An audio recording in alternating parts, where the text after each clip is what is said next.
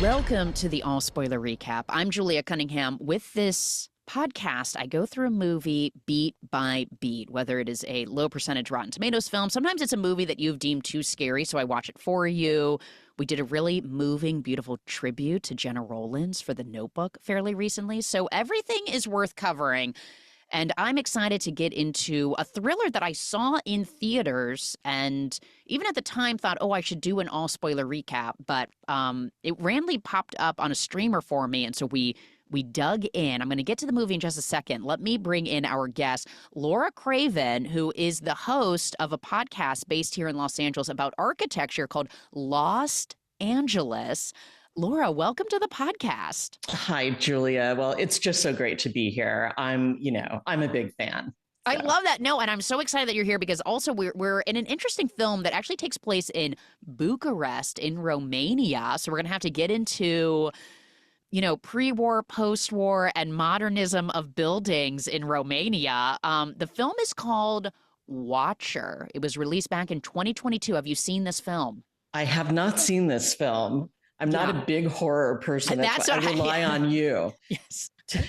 I'm here to guide people through the horror genre. And what I like about this one, if you listen to our Long Legs recap, which was only maybe a month and a half ago or something like that, where I got to do my beautiful Nicolas Cage impressions.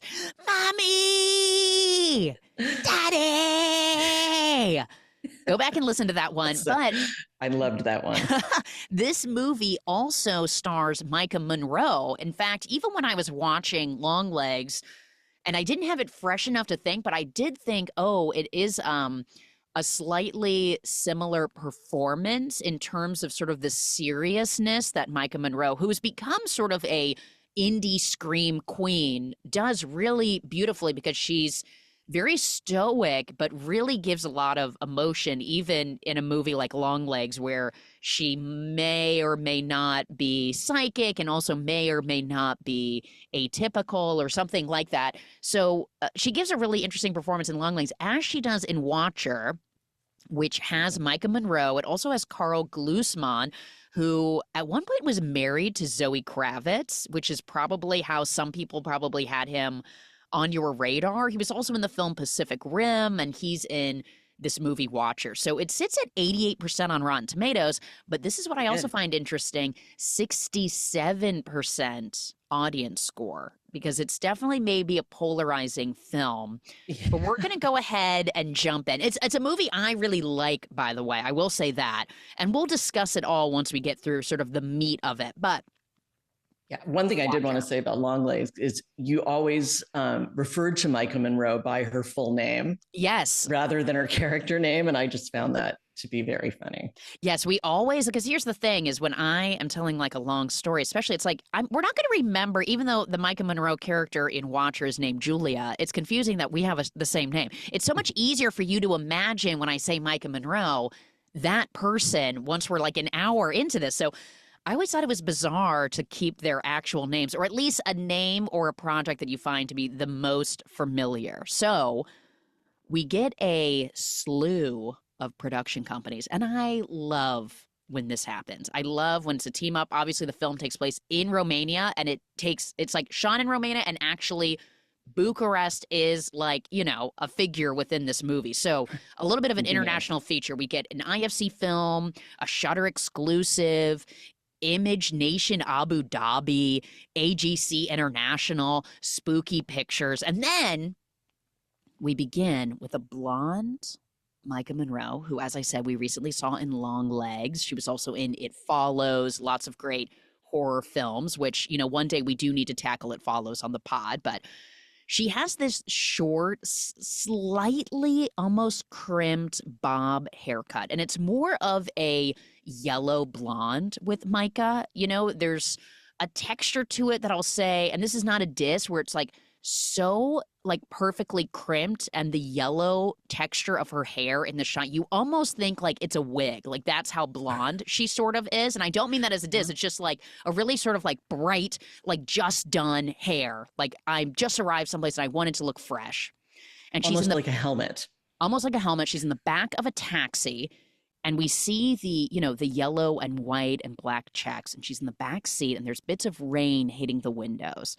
And we're in a cityscape. It's not like out in the middle of nowhere. There's honks and there's car noises and there's plenty of city light. And we're inside the vehicle now, and it's Micah Monroe and Carl Glusman, of course, again, formerly married to Zoe Kravitz. They're in the backseat, and the driver is speaking Romanian. And Carl responds in Romanian, and the driver asks if Micah knows any, and she says she doesn't really. And while holding on to Carl, where it's like clearly they're a couple, and the driver immediately in Romanian speaks to Carl, in which, after a series of Romanian words that don't translate, by the way, I even went back and turned on my sort of like closed caption, just to be like, oh, am I missing what phrasing? And it just says, it doesn't let us, the viewer, in, like Micah, into what these conversations are. And finally, Carl says, hey, easy. And she kind of smiles like, what? What did he say? And he says, oh, he says he hates you. And they're kind of laughing, like joking. And she laughs, and the driver says, no, I said you're beautiful. And he says, frumoasa. Like, we learned the word frumoasa, and she repeats it, frumoasa. So clearly, like, Carl is fluent in the language. It doesn't even seem like Micah necessarily knows basics, but, taking it on. They exit the cab with their oversized suitcases, and this is not just like a weekend getaway. And Micah stares at the apartment building, noticing a single man in a window. It's nighttime, so most of the curtains are drawn for these apartment buildings, and it's two facing each other on a street, like any big city. Nothing odd about it. But one for sure, we start to get that energy of, oh yes, like post-Soviet, post-communism, where there's definitely a pre-war or communist-built sort of like structural easy housing versus what they seem to be walking into maybe post-1989, a more new, modern, which has been around for 20 plus years, 30 years, but larger, built like different era. You can get that right away, that it's like two different sides of the street, maybe a little bit more wealthy, maybe a little bit more working class right there. And they get up, they're led to apartment number 27, and this landlady welcomes them. She brings them upstairs. She turns on the overhead light, which doesn't work, but she immediately turns on a lamp and starts speaking immediately to Carl in Romanian, making us think, as she flips the switch, being like, I'm going to get that fixed immediately. And it's fully furnished. There are these giant windows. It's really beautiful. And the woman asked Micah, who's just seemingly looking around, taking it all in, do you like it? And she says, frumoasa. And the lady really responds to that. It's like very thoughtful that she's attempting the language. Nice. And it's giant. There's really high ceilings. They're built-ins. It's the color that's almost like a bluish gray, like robin's egg blue is like way too blue, but it's got that really light kind of grayish tone. White trim. It looks really nice, really big. And they immediately make out in their new apartment because they're there, they're settled, etc. And we start getting our credits as they're laid out on the couch making out. A film by Chloe Okuno, who worked on the VHS horror anthology. And we get this white Arial font with a little bit of red lining around it, almost like shades of 3D. And they continue to make out and in various states of undress as our credits continue to roll through. I love your attention to the credits, by the way. It's such a great art form, and you really give it what it deserves. So I want these. Yeah, I love a type font. I love, an excessive use of Arial font in various movies. I love when there's something a little bit different, like the red lining. And we finally do get, as the camera shot is pulling out, and we're getting, the various dark windows of this apartment building, and we get Watcher. And a deep red, a cursive font, the W taking up most of the screen with the rest of Archer going across. It's very reminiscent of that open shot, like giving you a little bit of like Rosemary's Baby, but obviously there's like Rear Window inspired with all these giant windows and everyone sort of facing each other, of course. Yeah. And with sort of like communist, old school, like, it's giving definitely like 70s psychological horror already. So they're in bed.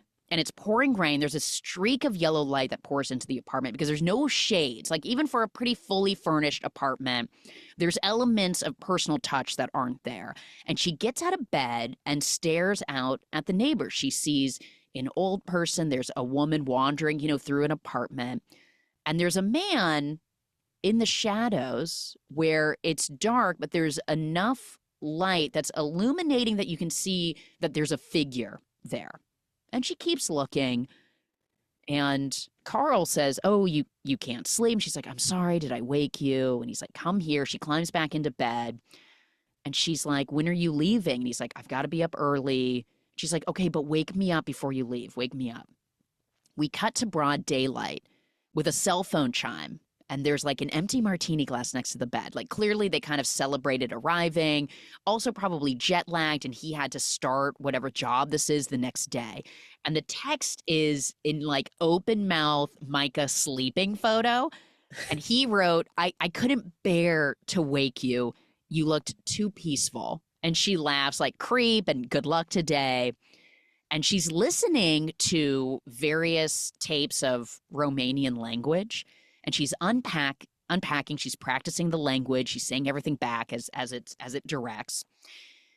And she hears this loud thud, like a giant kind of just like something fell. And muffled, is it screams? Is it yelps? What is it? Like, oh, like definitely sort of language coming through a wall. And she pauses the lesson. And then now this time as she stands there, it's more of a muffled, like, like kind of a laugh. And she kind of like, like, okay, walls not completely here. They're not made of paper, but you can somewhat hear. And she opts to take her lesson to the street. So she's going through the streets of Bucharest. And it's worth noting that she's like wearing reds and she's wearing like bright colors. You can see her sort of like in a nice kind of rhythm of the city, just moved there feeling positive. She goes into a coffee shop and she orders coffee in Romanian, and the man smiles and he corrects her, but not in a rude way, but in a way like, you tried, like, almost, She laughs, repeats it correctly. He's like, your accent is great, like, keep trying, like very positive. But she's also somewhat removed from everyone else. You can see it's kind of a bustling coffee shop, and you get that element of she doesn't quite fit in. She is not even quite an expat yet, or she is so fresh and new. This is one day in, and she doesn't know the customs. She doesn't know the look or like contemporary vibes there. And she picks up some flowers and she continues to walk. And that night, and I thought for a minute maybe time had passed because it looks like her nails had changed. I think that might have been a continuity error, to be honestly. It looked like she had French tips, but the rest of the time she had these kind of dusty rose nails. But I assume That's sort of detail. Like a day has passed, even though that might have just been a continuity error. And, but we believe like we're sort of like in the first week of them arriving. And she, stares from the bed, the window where the man had stood. And it's like the next day. And on the subway tracks, she's like starts visiting the city. She goes to this giant hall, and a Romanian man yells at her for not understanding that it's closed. And you just see that there's like a real language barrier, and that we sort of as like Americans assume everyone knows English because it's sort of like the more common language that's taught overseas as the first language, whereas we pick French and Spanish and all these other things, and like seemingly less English speaking necessarily in Romanian. You can tell that she's just feeling isolated. She returns home after purchasing this tiny Dracula at a stall, this hand-carved wooden sculpture. And she sort of starts like, trotting until she gets closer and closer to her door, revealing that it's open. She gets back, the door to her apartment is open, and it's dark inside. And so she slowly walks up. We can't really see it, but we do see this like shadow kind of come across the wall where you think, oh my God, like she obviously was seeing that person across the way. Like, who is this? What's going on? And all of a sudden the light comes on, and it's the landlady saying and pointing, being like, oh, and this figure just walks out of the door. And she's like trying to come up with a Romanian word for light. And she's like, light, and like, turns it on and off. And she's like, oh my gosh, thank you. And goes inside. She is, now fixed, like with the overhead light. She's feeling more confident. She's sitting there, but nothing to do. So she's sitting with her vampire statue. She pours herself a glass of wine. She's scrolling her phone. It's starting to snow outside. It's just like, we're getting the lots of alone time. Obviously, he's working a lot. He's in this new job. She's not working. There's a lot of isolation. And she turns off the light and, of course, looks out the window, and there's that figure.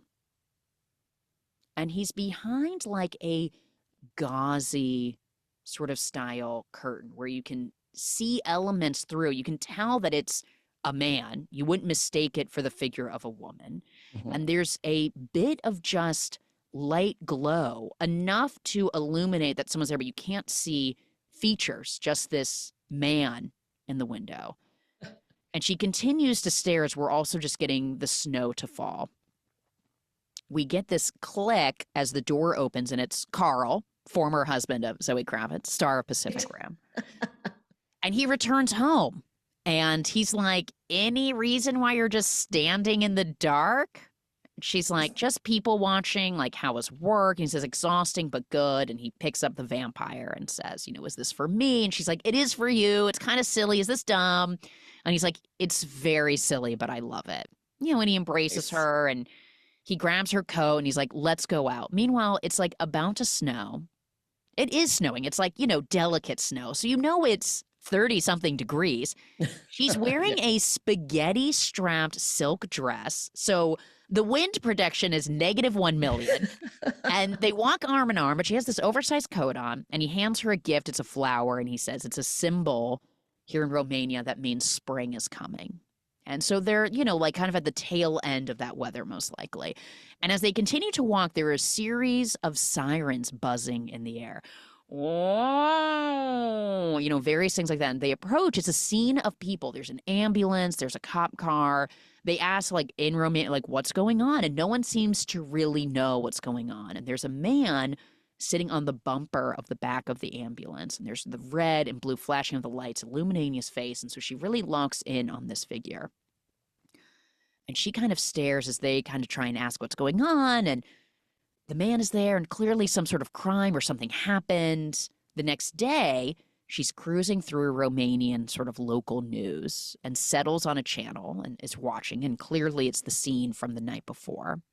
And in that moment, Carl arrives home and is like, oh, what are you? And she's like, oh my gosh, I think this is what happened last night. Like, what are they saying? Translate.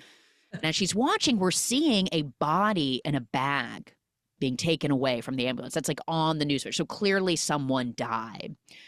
And the man that she saw was the man that had discovered the body. And he's like, oh yeah, that's what they're saying. He discovered it.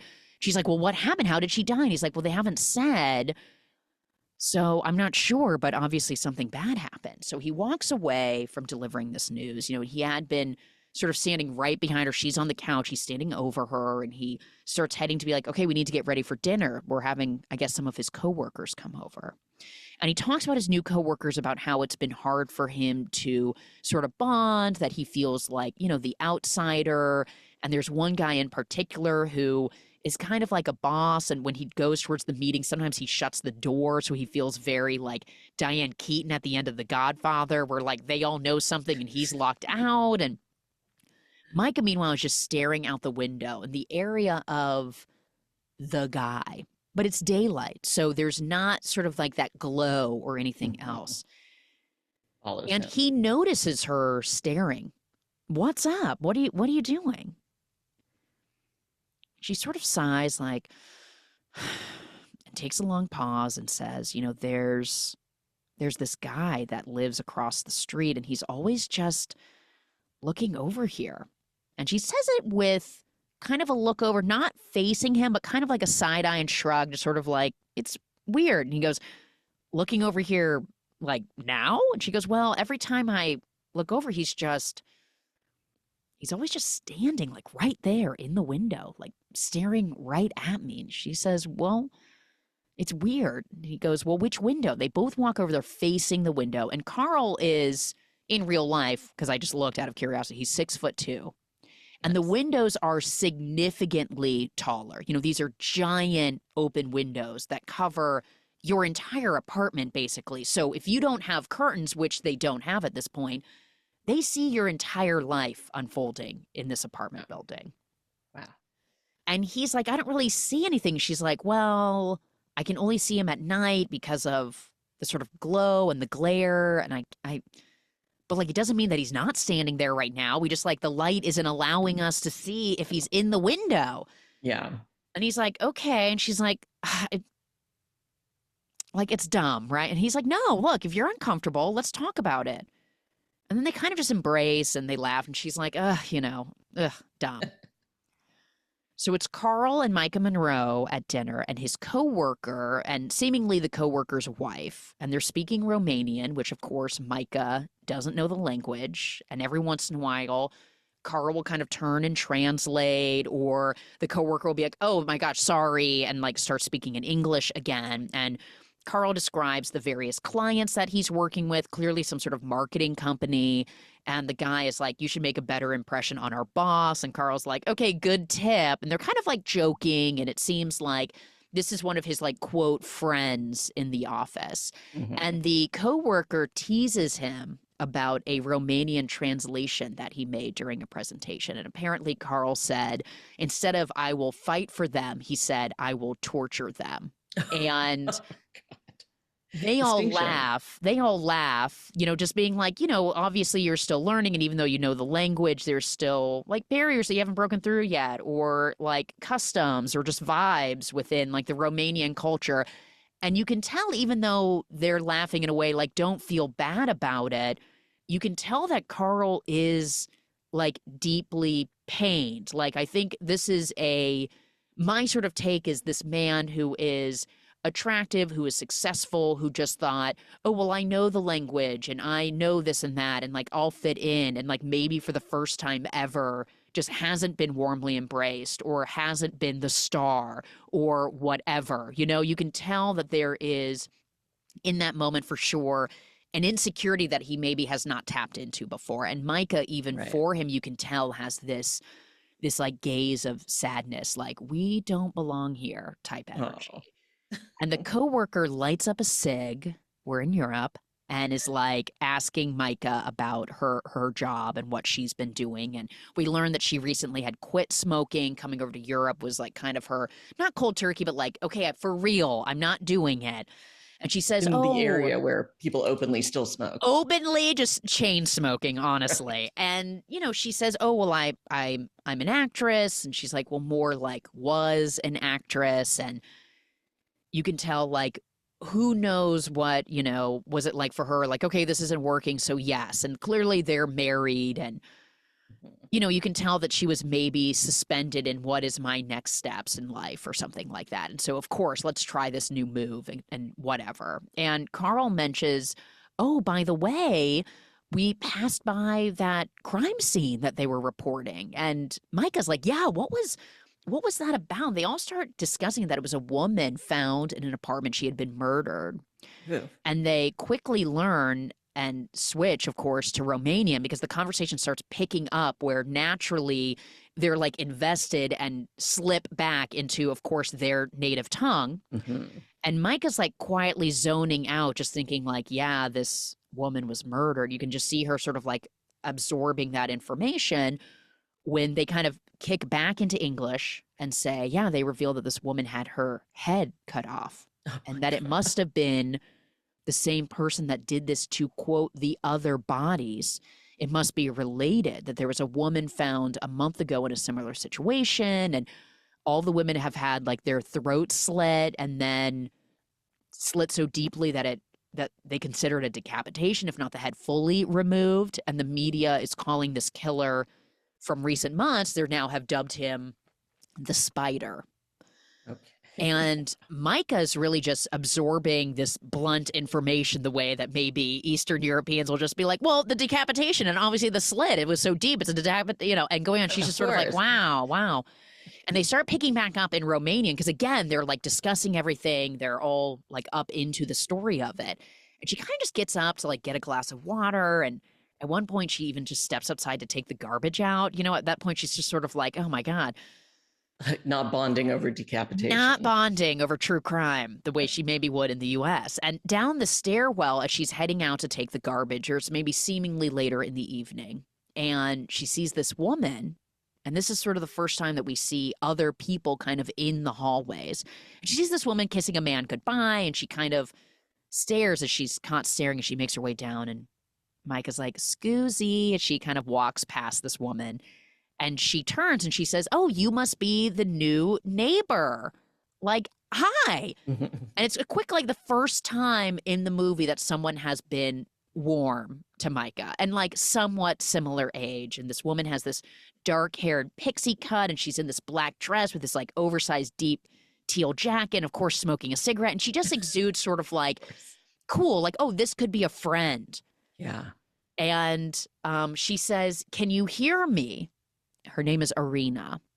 And Micah goes, "Oh, I mean, your English is perfect." And she was like, "No, I mean, can you hear me in my apartment?" And she goes, "Oh, no. Can you hear us?" And she goes, "No, I think you're suspiciously quiet," and kind of laughs, more being like, "Am I playing my music too loud?" That kind of stuff. She goes, "I'm Irina." And she goes, "I'm Micah." And she goes, "Just bang on my door if my music's too loud." So they laugh and they separate. And the next day, Micah sees the newspaper with this woman on the cover, and she looks up the news article online. And there's one headline that reads, there's sort of an English, sort of European, like Eurostar, where it's kind of like global, but like Euro coverage of news. And it says, "Fourth body discovered in serial killer attack in Bucharest." And the article, of course, being about the spider. And she clips on this video that is embedded within the news story. And it features this woman with a blurred face, seemingly a survivor of the spider. And she says, "I woke up and saw a man standing over me in the dark. And he had put a pillowcase over my head so I couldn't see his face.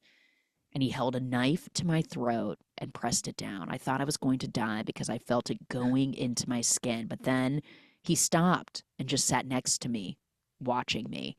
And I felt like it was for hours." We see Micah now sort of like walking as she's like getting this narration for us. And it says, "I think he was watching me before. I just had this sense that someone was always behind me, even when I was alone, And we see Micah walking, but still, and like slightly over the shoulder, like energy now of like, am I being followed? Like, who's that man that's been watching me from the window? And like, what is that? So she watches this man sort of scurry past, and she's sort of like, she goes into this movie theater, which is playing Charade with Cary Grant and Audrey Hepburn. And and the movie's already started. She goes and sits down, and she takes a seat in a nearly empty theater. And she does this look back. You know, she notices an older, larger man yawning, watching the movie, and she actually moves her shoulder so her neck turns more, and she sees a younger couple like making out in the back, and then even craning her neck further, she sees a woman eating, you know, snacks in the movie. And directly behind her, where she almost turns so her face is like in line with her spine, like a real neck crane, there's a man maybe 2 seats back. And he's staring forward. Is it at her or is it at the screen? And he's shark-eyed. He's got this dark T-shirt with a button down and a zip-up hoodie and a work coat. And he's got these very full lips and deep lines below his eyes like a human Eeyore. And he's leaning forward so his chest is up enough that it's touching it. And he's like leaning with both of his hands on the seat in front of him. And she turns back to face the movie and starts to eat popcorn. And we see scenes from the movie. We see a figure stand up and sit directly behind Micah. Between her and this man. Exactly. Like seemingly, where you're almost like, is that the man or did someone else come into the room? It's hard to see because it's all just sort of from the perspective of like the camera's on her and we're seeing movement behind her. But enough that she hears it and she turns ever so slightly enough that she can somehow, through space and science, see below the back of the chair and see his shoe. And it's a brown sort of tie-up shoe. And in this particular scene, Audrey Hepburn is whispering the name Peter. Peter? Peter? Peter, are you all right? Peter? And the figure she can feel is leaning more and more forward as she's sitting there. And we can't see his face. Is it that guy, the Eeyore guy? Is it this other figure? And she just gets up, never looking back, and takes off down the aisle. She's like, like running out of that theater. And she goes into her local grocery store, like right next door, basically. And she attempts to buy a pack of Marlboro. She's like, I need a cigarette. And then she's like, no. She's like, I don't need them. I'm good. Never mind. Sorry. And she begins to wander the grocery store with her shopping basket. And she's looking at fruit when all of a sudden she sees this figure standing in the aisle. And his back is to her, but it catches her attention. She makes her way to like the canned goods, and the figure follows her, but from afar. And she notices the shoes and is like, are those the shoes I just saw in the theater? Like, it was dark, but it could be. And she starts to kind of raise her eyes up, his look, and the camera sort of follows, and she gets the jaw, but then jumps back down. So we never quite see his face in this moment. And she faces away and continues to walk, and he walks as well. So they're at the tail end of each aisle. So they're at the very far ends, but they can see each other, obviously.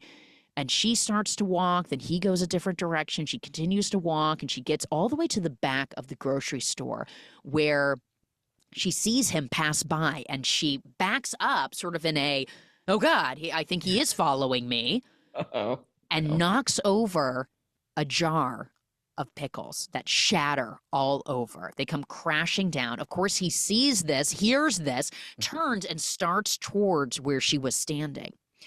The man is seemingly more pale, shark-eyed. It definitely wasn't the younger Eeyore guy. It was definitely more of a moon face, reminiscent of like what we saw in the window for sure.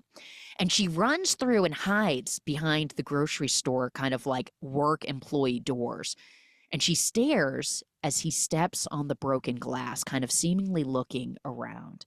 And she immediately ducks. And as she does this, this man, this employee, like nearly teenager, probably like 20, yells at her for being back there. And she is like, is there a back door? And just runs out the back. Mm-hmm. At dinner that night, they're having wine and they're eating like, boxed takeout, etc. And she's barely eating and just kind of pushing her food around. And she tells Carl about this weird event that this guy in the movie theater, and she just felt really uncomfortable, and he was just sitting right behind her, and she just like felt his presence, and it just freaked her out. But then when she ran out, he followed her into the supermarket. And Carl is like, followed you? Yeah. Did he say something to you? She's like, well, no. And she like gets up and she walks over to the sink, and it's like, well, did he follow you here? And she's like, well, I don't think so.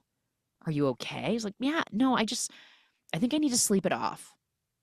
And he's like, come here. And he hugs her from behind. And they kind of immediately joke where she's kind of like, God, is this crazy? Like, oh, God. But like freaked out also. And he leans down to kiss her, and she's like, oh my God, no. And then she's like, I'm sorry. I'm just like, not like, I'm just feeling. He's like, you don't have to apologize. I get it. I'm sorry.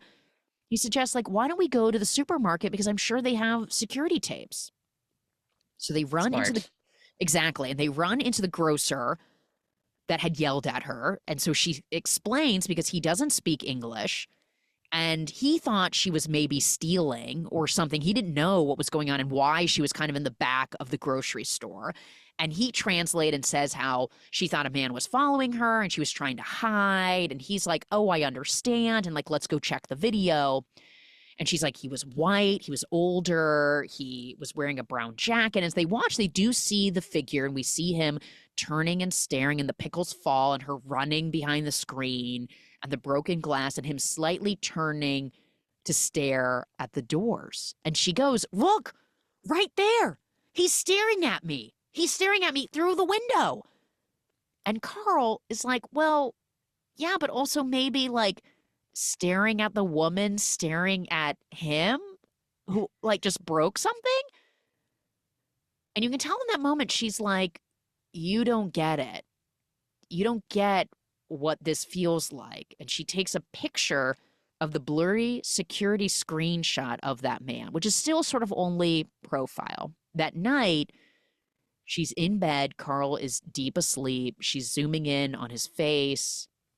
The next morning, she sits. She's tapping her coffee. She makes toast. She's like, okay, I got this. I can do this today. And Carl's like, okay, reminder, we have this client dinner. I'm not going to be home till late. Like, are you going to be okay? And she's like, I'm fine. I'm fine. I'll just be here. And he's like, okay, call me.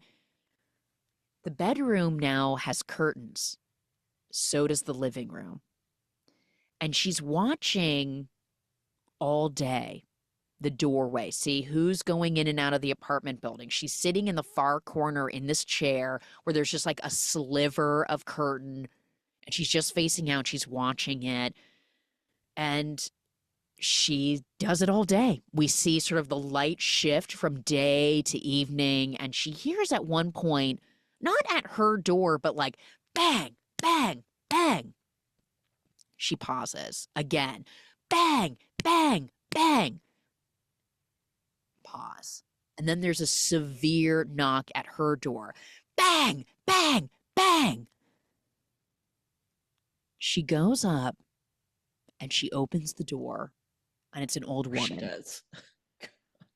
And it's an old woman speaking a mile a minute in Romanian, and like, and she's like, I don't understand what's going on. And she makes out the word Elvis, and she's like, Elvis, like, what are you saying? And just in that moment, Irina comes up the stairs and is in the hallway. And she's like, oh, she's asking you if you've seen her cat. Her cat escapes. His name is Elvis. And she's like, so shook though. And she's like, no, oh my God, I'm so sorry. No, I haven't seen Elvis. And the lady kind of wanders off, still muttering to herself. And Irina kind of laughs and is like, hey, like, the cat escapes. Like, he ends up finding his way back and all this sort of stuff. And she's like, thank you so much. She's like, I'm so sorry. My husband translates for me, but he's out working. And she's like, I mean, it's 10 p.m. Is he a stripper? And she laughs. She's like, no, he works in marketing. So they have a moment, and she's like, why don't you come inside and have a drink? And Micah's like, really? And she's like, yes, come. So she goes over to Irina's, and she says, I've been trying to learn Romanian. My husband's mom was Romanian, and so it was spoken at home, but, he didn't have like sort of formal, and he's like still learning certain things. And he's got this big promotion that moved him from the New York office to here. And it was just a really big experience, and it was exciting. And but it's been really hard. And Irina's like, I get it. I moved to London to do ballet, and my English wasn't very good, and I got injured, and I was so isolated, and I was lonely, and it was a competitive. It wasn't like I made friends. It was really hard. And Micah's like, I get it. And you can see they're having this, like, this is what forms a friendship, this sort of breakthrough moment. And there's a bang at the door.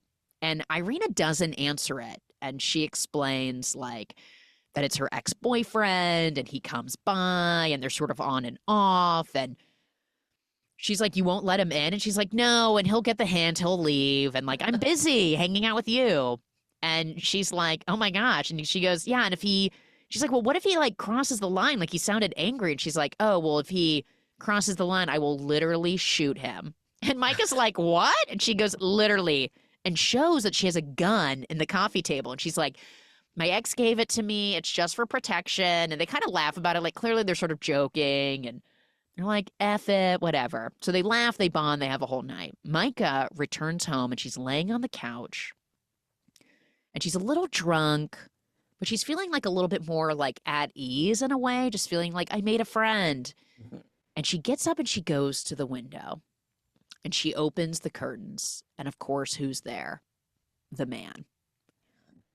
And she says to herself, you're not really looking in here, are you? Like, totally kind of being like, am I going insane? Like, what's happening right now? And we see her hand sort of twitch, and she ends up pulling it up slowly and holds it up in the form of a wave, and not like a full, hey, I'm waving, but sort of more like getting someone's attention. And she holds it up, and then she's kind of overcome with like, oh my God, This is so dumb. Like, obviously, he's not looking at me. She pulls her hand back down, and initially, there's like no reaction. She puts her hand down. She like kind of tucks her hair behind her ear, just sort of like this look of like, God, idiot, calm down. Everything is fine. It's fine. And in that moment, the figure in the window draws his hand up, mimicking what she had just done, standing with his hand drawn. Oh no. Carl arrives home. She's full blown smoking a cigarette, like, done. I'm done. He's like, sees this. He's like, what's going on? She's like, I saw the man in the window again, and I waved at him, and he waved back. And he gets up and he stands up at the window, and he's like, which one? She's like, one floor up, to the left. And he's like, the light's off. And she's like, he's in there. And Carl like gives him the middle finger, and she's like, don't do that. Stop. She's like, do you see him? And he's like, no, it's too dark. And he's like, I don't know, maybe we should call the cops. And she's like, call the cops. Call the cops. So they do. And this police officer comes to her door, and she tells him the story. And she goes, he followed me from the theater to the grocery store. And she also shows the photo from the grocery store. And she's like, I think it's the same man. I don't know for sure. And the police is like, look, this is not really anything, but it's not polite, and he shouldn't be following you if that is the case. And I'm going to go knock on his door, and I'm going to tell him to stop staring. And Carl's like, do you want to go over and see him so you can like identify him? And she's like, no, I really don't. And Carl's like, I'll go. So she steps back. She's just like pacing endlessly in her apartment and constantly texting and being like, what's the update? What's going on? Dots will appear on the iPhone and then disappear. And she's stressed, and she stares at the door waiting for Carl. He comes home. Was it him? Carl, was it him? And he says, look, it's not crazy that he shops at the same grocery store. It's our neighborhood grocery store. And she's immediately like, stop. Because that means you believe him and you don't believe me. And she's like, what? Like, stop. And he says, you want me to jump to the crazy conclusion. She's like, you think I'm crazy. And he says, no, I think you're stressed. I think you're alone. I think you're in a new country. And she says, don't talk to me like I'm a child. I can't stay here. I don't want to be here. I want to leave. And he's like, what? You want to go to a hotel? You want to go to a plane? You want to go back to New York? Like, what do you want? What are you saying? And she goes, I just want you to believe me. And he looks around, smoking cigarettes, glasses of wine, like, I think you're just having a bad night. She's like, no, it's not that. I can't think here. I can't breathe. I'm losing my mind. He's like, well, what can I do to help? She's like, nothing. And she walks into their bedroom. The next day, Carl is heading out of town with like a bag, what looks like a work travel moment.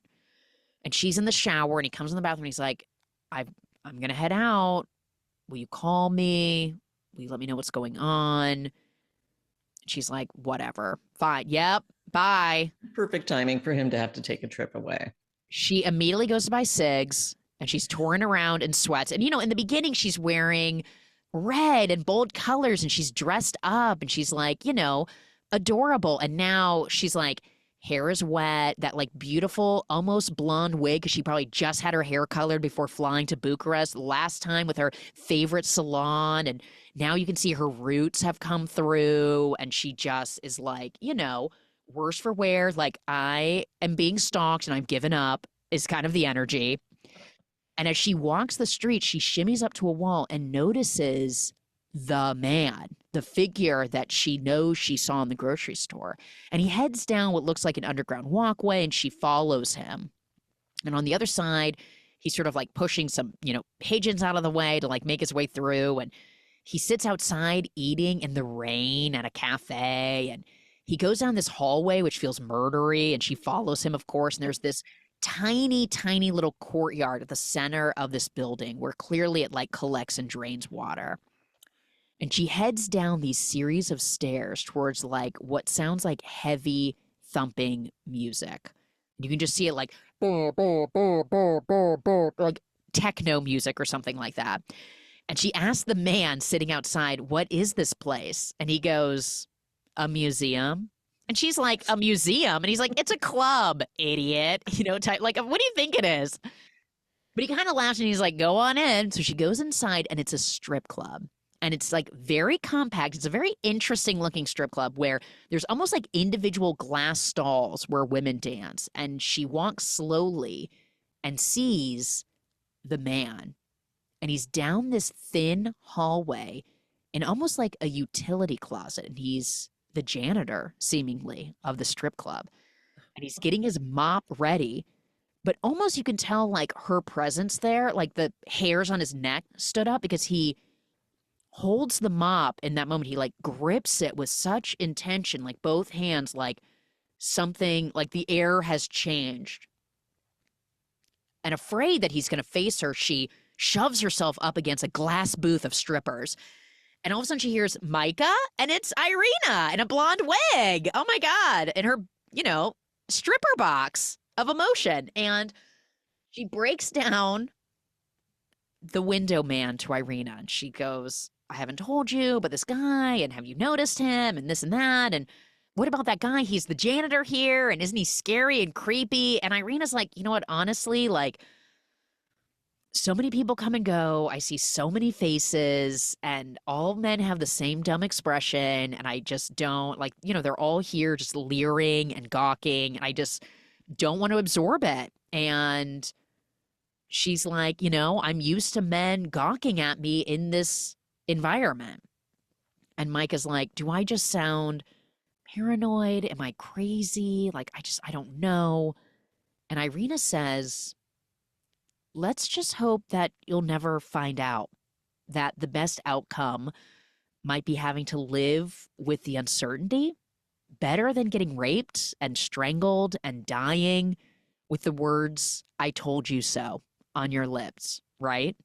And I thought that was like such a like, wow. You know what I mean? Like, yeah, I hope that it's just uncertainty that you live with and not knowing that this man is going to murder you or whatever. It's just like so wild that Irina says that. It's striptease philosophy. Yeah. Yeah. And Irina has to get back to work. She's like, "Thank you for looking after me." And Mike is like, "I'm going to do the same for you." And that night, without Carl staying there, she puts the chair slanted under the doorknob. So even if someone tries to open the door, just the door will not open. And it's an extra protection. She watches TV on her laptop and she finally decides to go to bed. And she gets up from the bed, which is, just like her made bed, whatever. She puts her computer away and she walks back and she notices immediately that Carl's side of the bed is pulled back. And her face is in this shock of like, whoosh, all of a sudden a pillowcase goes over her head. She's thrown on the bed. She's fighting. She's screaming. The pillowcase is pulling in and out as she gasps for air. There's blood coming through on this pink pillowcase. And all of a sudden she wakes up. It was a nightmare. Oh, and God. She looks around and she's not waking up from this nightmare in like a screaming, like, "Ah!" Like what just happened? But like this groggy, almost can't let her body catch up to her mind. And she just looks stoic, but eyes are manic. And she just is trying to get through what just maybe occurred in her brain. When all of a sudden we hear a thud. Boom. And she stares at her wall. And we flash to a quick pink pillowcase, like a triggering sort of image of what she just had seen. And she puts her ear up against the wall and knocks, because this is the wall she shares with Irina. And she even says, "Irina?" She hears a glass smash and muffled screaming. Ooh! Oh, no. The entire floor, as we cut to it, is just full of people. Micah is banging on Irina's door. The landlady arrives because obviously people were like, something is happening. And she's like, "I heard screaming. I heard a glass smash. We have to open the door. I think she's been injured." They open the door. They go inside. And the landlady's like, "There's nothing." They go to the bedroom and the landlady is like, "Oh, look." And a lamp is knocked over. And Elvis the cat is in there. Okay. And they're like, it must have just been that, and it's nothing, but you can tell it's late at night. It could be like 2 a.m., maybe later.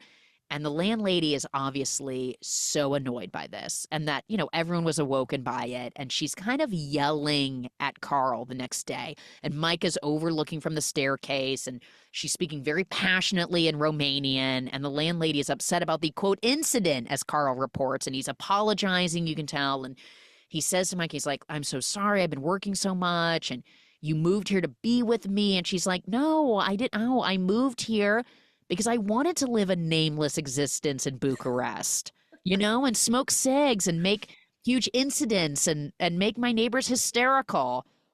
And he kind of laughs and he hugs her and he's just like, are you okay? She's like, yeah. So he's like, I've got to go to work, but just for a few hours. I'm going to come home. Do you still want to go to the cocktail party tonight? We don't have to do it, but do you want to go? And she's like, no, no, no, no.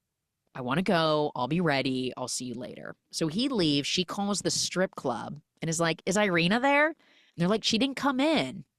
And she's like, oh. She hears a series of knocks at Irina's door. So she, of course, pops her head out and is like, hey, sorry, are you looking for Irina? And it turns out to be the ex, Christian. And he's like, yeah, she was supposed to come over last night. She never did, but she's not answering my phone. And I don't know why. And usually she, at least texts me. And I just wanted to make sure that she was okay. So I came over because she always gets back to me. And Micah's like, that's so weird. And he's like, yeah, she won't answer her phone. She's like, well, let me try. And she calls Irina's phone. And the phone rings inside the apartment. And Christian's like, well, God, wow. I mean, she never does that, but maybe she went out. I don't know. So he's like, I got to go. And she's like, actually, wait. Will you help me? And she decides to go across the street with Christian to the man's apartment. She wants him to knock on the door to see if it's the guy that's been following her. And he's like, I mean, okay. So they go across the street. She stands back in the hallway and she's like, it's that one. 4 doors on the left. And the apartment, remember, it was like, modern, newer, Post 89 vibes. This is definitely communism and dark and dreary kind of vibe. Twilight Zone, the exact opposite of what we've seen in her apartment complex. And this guy, Christian, knocks heavy, like boom, boom, boom. And he turns to me and says, there's someone inside, but no one's answering. And he screams a bunch of stuff in Romanian. He knocks a few times. No one answers. And she's like, what did you say? And he's like, oh, I just yelled, don't bother her anymore. And he's like, gets a phone call. And he's like, I got to go to work. But, tell Irina that I came by, that I was looking for her. Tell her to give me a call. So she turns to leave. But then she's like, I'm just going to try it. She goes up to the door and more gently, she's like, knock, knock. And the door slowly opens. Creak.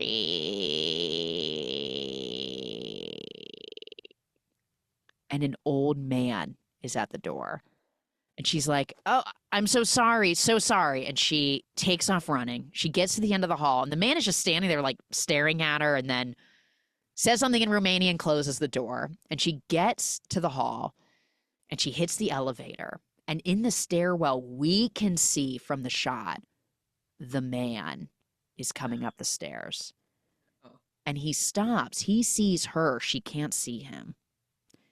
And she gets on the elevator. And as it descends, she can see through the glass and she sees his figure in the shadows. And you just see this wash of like horror across her face. That night, she's getting ready for the cocktail. She's putting on her makeup. She has this really beautiful sort of silver, like wrap dress that she puts on. And Carl yells to her, Micah, come here. And she walks up and it's the police officer, the same police officer that they had spoken to. Mm. And he says, Micah, I want you to meet him. And standing next to him is the man. Yeah. The man who lives across the street. He introduces him as Daniel Weber, aka his real name is Burn Gorman, aka evil Carl Tanner from Game of Thrones, who like helped lead the rebellion in the Night Watch and like raped everybody and would like drink people's drinks out of skulls. He was he was so evil in Game of Thrones. I recognized him instantly. Game of Thrones heads, if you know, you know. And she says, he contacted us about a neighbor who's been harassing him, looking in his window, following him, showing up and threatening his father who's ill. And he's like, I just feel like there's some sort of misunderstanding between you two. And I know you feel like he's following you. Let's just not take it further. Can we have a truce? Can we go on in our lives? And she is so, you can just see like trying to take this all in and staring at him. She has major ick from the whole situation. And Carl's just kind of looking at her kind of like, see, like what I said, like, this is probably a misunderstanding. And he's not saying anything, but it's just like that type of like energy, male energy of like, see? You're the perpetrator now. The man nods and puts his hand out to shake her hand. She stares at it and then she puts out her hand and she shakes it. She doesn't make eye contact. He's staring directly at her and he takes her hand in a way that he ends up like going thumb to thumb and then wraps each finger individually around her hand in a disturbing way that makes you just want to vomit. But a thing that you can't explain to a man, because it's like, he shook your hand. What? It's like, no, the action of it was so ick and cringe. And she lets go and she walks back into the apartment. And Carl's like, are you okay? And he pulls out a tablet and he's like, look, the spider was caught. I think you need to let this go. And he's like, it turns out it was the plumber. He had done some work recently in her apartment. And as she looks, it's the guy that had been in the news sitting at the end of the ambulance. It was that found her they found her clothes in his apartment. It was allegedly this guy that like raped and murdered this woman allegedly.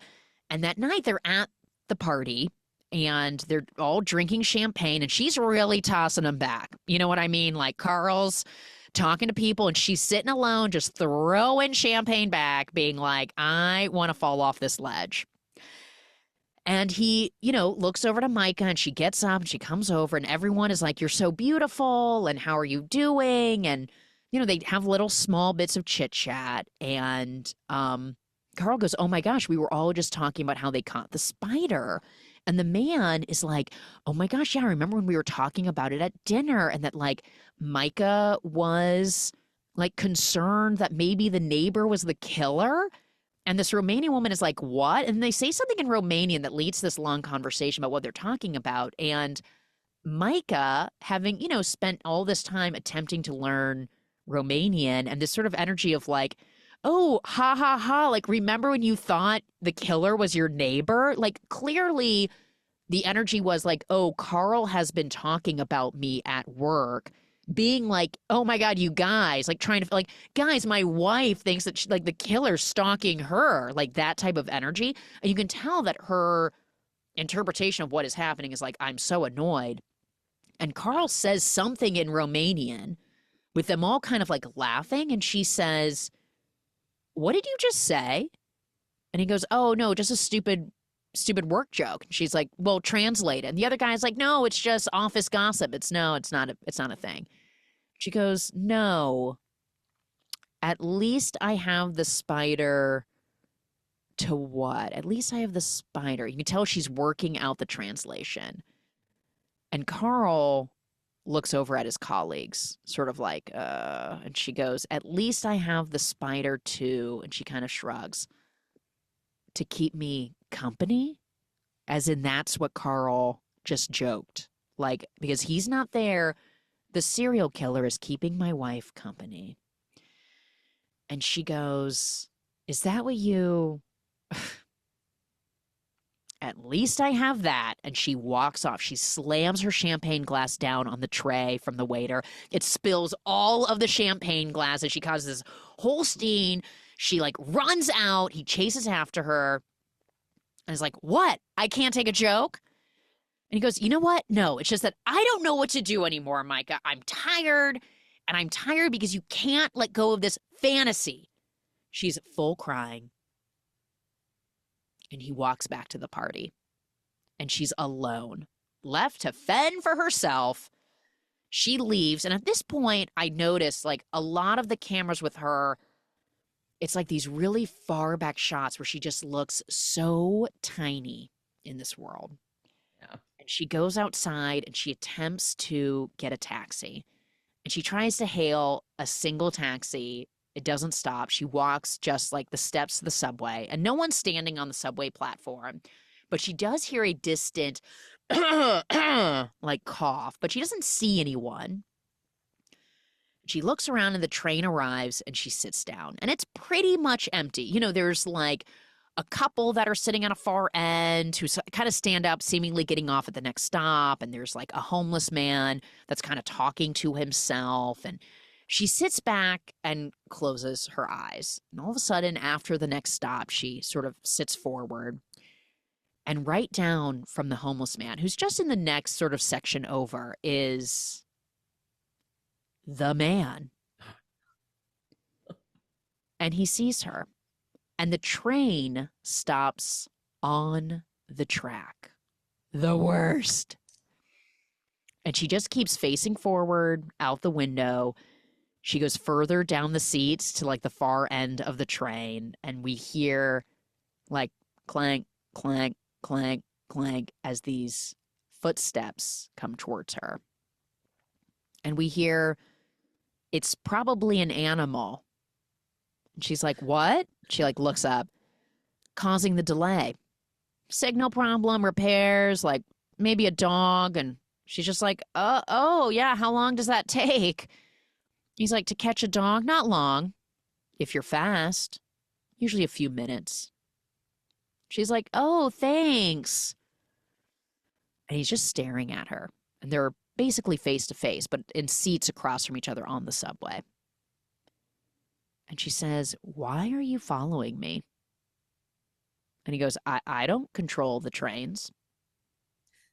And she just stares at him. And he says, "Let me explain. I spend all day looking after my father. He's really sick. And so sometimes I go to the window and I just look at people going about their day. And I know it's a sad hobby, but no one has ever really noticed me before.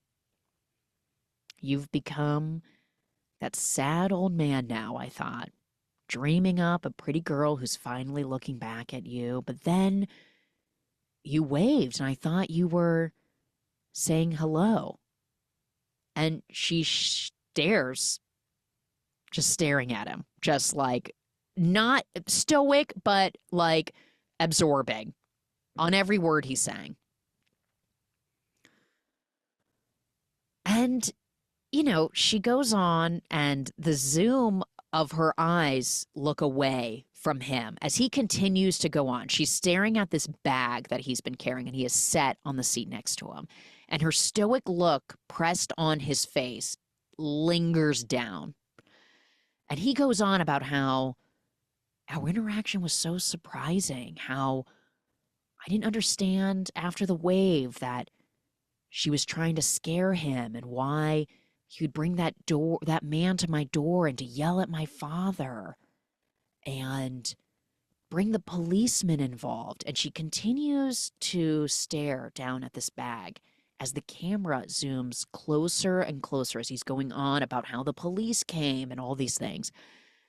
And as we get closer and closer, we can make out through the translucent but white, you know, average grocery store plastic bag, we see lips. No. And the curve of a head. And you can tell as she's like eyes start to widen, realize there's a head in that bag. his tone is becoming much more intense as his story rattles on. And she looks back at him away from the bag and he says, I expect an apology. And she whispers through tears in this very hushed, I'm sorry. The train starts back up. She stands up, gets off the train, heavy breathing, and watches as the doors close and he's still on the train. The man with the bag with a head in it.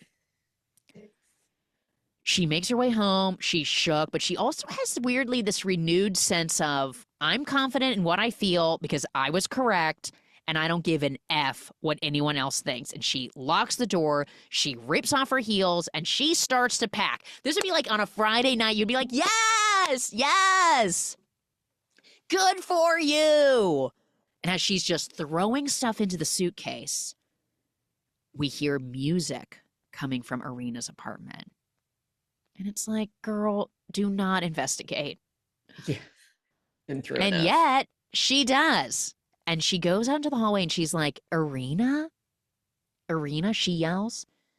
She opens the ajar door to the apartment and music is playing. And she steps inside and walks in, and sitting on a seat in the apartment is a headless Irina. Not headless Irina. Boom! A plastic bag goes over Micah's head. She struggles. He hits her on the side of the head, and we fade to black. Cut to black, really. It's very rapid. And we start getting this. And we hear this voice. Be careful about breathing too hard. I left you holes to breathe through, but you'll pass out if you start to hyperventilate or scream. And we hear these. Help! Help! She starts screaming. Instantly, a knife is at her throat. And he says, Irina screamed. We had to hide in that closet while all of you were looking around the apartment. And for a moment, I thought you saw me. Imagine how awkward that would have been. And we start to hear the plastic crinkle as he pulls the bag over her face. So the shot is so close, we only almost see half his face as he's pulling this bag off. And he says, hello, as if they're meeting for the first time. And he holds the knife to her throat. And we see her laid out on what is the bed of Irina's apartment. So the wall that is shared between Micah and Carl and Irina. And we actually hear Carl, Micah? We cut to him where he is seeing that she was packing a bag. She's nowhere to be found. He's like, what? And in that instant, she starts to scream, Ka! And he slits her throat. But it's slit from, if it was your Adam's apple, the whole left side. So not like directly across, just a quick where the knife was, slit, just to keep her from screaming. And she's just, as blood just starts to gush out of her neck. And she rolls over and starts to almost army crawl her arms up to knock on the wall. And he grabs her by the feet and drags her onto the floor. Carl, again, walking around, trying to like grab onto what's happening here. Partially packed bag. The door was slightly ajar. What's going on? Meanwhile, Micah's on the floor, holding her throat, and again, trying to army crawl, pull herself out of the apartment. And we notice as the camera turns, we're almost like on her back as she's crawling.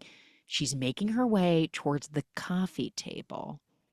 She stops just short and is laying out on the carpet bleeding. And she's laying in like a side sleep position with one arm out, like reaching, one arm up against close to her neck, and her leg as if like mid army crawl. She's trying to pull and muster any strength in her to pull forward, and she just is borderline lifeless. And we're getting like light twitch of her lip, and her eyes will open and close, but she's like sort of zoning or losing consciousness.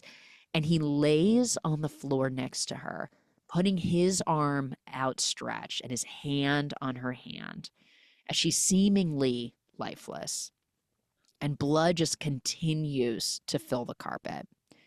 And he stands up and he cleans the knife with his shirt. And he looks up and sees a child directly across the window just staring at him. He goes into the bathroom and washes his hands. And in that moment, Carl attempts to call Micah, because this is all within like a minute. Do you know what I mean? It's actually pretty rapid, that whole sequence. And the phone starts ringing, and he hears it in Irina's apartment through the wall, like a far away, like ba-da-da-da-da, ba-da-da-da-da. As the man puts on his jacket, zips it up, Carl steps out into the hallway, seemingly to be like, maybe she's at Irina. She goes outside, and all of a sudden the door opens, and there's the man standing in the hallway. And he faces Carl, staring right at him. And Carl realizes, oh my God, it's that guy. It's what she's been saying. This is what's happening. And he starts running towards the man. And is like, hey, you. The guy's still standing there facing him. Hasn't taken off. It's just facing them. When all of a sudden, boom, the man is shot in the back, in the shoulder. He flies forward against the wall in front of him. He turns to face Micah, who's standing in the doorway, slit throat. She faked being dead, blood everywhere, and she's got the gun from the coffee table, and she shoots him again right in the chest. He slumps down, and there she is with her slit throat. Carl, splattered with blood, staring at him as Micah emerges from the apartment and turns to Carl, and her mouth just slightly opens as she stares at him. I told you so. She doesn't say that, but that's the vibe. And literally the end. Wow. It's really good. I like it. I think it's a really smart. Really good. And it really lives up to the all spoiler, because every detail of that. But I'm very grateful to you, because it's the type of film I would never watch. It's like, sort of like when I was looking through audience score, because I'm always curious, like when there's such like a sort of different feeling. And a lot of people are sort of like, it's really slow moving or whatever. And I'm like, I think it's really perfect, because what I love about this film in particular, about, a woman with these mounting fears compounded by the frustration of her spouse, like fairly being slightly rational, but then also like having such a misunderstanding of women being in their own feelings. Right. And, like her with this quiet frustration, not being heard. And I don't believe that her boyfriend doesn't like have empathy. I think he just truly doesn't understand. Like, it's so hard to get through to men, I think, often how women feel in these situations. Right. Yeah. That and I fear think and uncertainty. That's uncertainty and like feeling, so alarmed by this male figure, and he just can't wrap his head around it. Where you do feel like, yeah, like, dude, listen. That's what are we always saying? Listen to women. Listen. And you just see her light dim over time. I think it's really beautifully done, and I think it's really interesting. So definitely go watch that one if you can find it. It's streaming in multiple places. It's called Watcher. I definitely am going to seek that out for sure, now that I don't have to be so scared. You don't have to be so scared. And it's really not, I mean, there's some throat slitting, obviously, but it's not like graphic in as many ways as you think. It's more sort of psychological. And after you describe that scene so amazingly, to get to the part where she's the gun holder, I mean, just unbelievable. It's great. Yeah. It's good. I'm so here for it. So Laura Craven has been our guest, who, by the way, is the host of a podcast called Lost Angeles, especially if you're curious about architecture here in LA. So you can go seek that out. We will have another fresh episode on Monday. You can always email me, allspoilerrecap@gmail.com. Like, subscribe, blah, blah, blah, blah. We're also up on YouTube, if that's something, if you want to go check that out. And Laura, thank you for being our guest. I want to thank you so much. I really did not give you enough flowers at the beginning. I just said Oh my I'm a God, big fan, but please. really, you're so comprehensive. You're just amazing. And I appreciate you. I know so many people do. So No, my keep God, this Laura, up. thank you. I'm doing my best, guys. We're on a good streak. We did take a year-long break, but we are up and running. So tell a friend, because we took such a long break. I want people to make sure that they know it's back up and running. So your homework between now and next Monday is to tell 5 people. Anyways, talk to you then. Bye.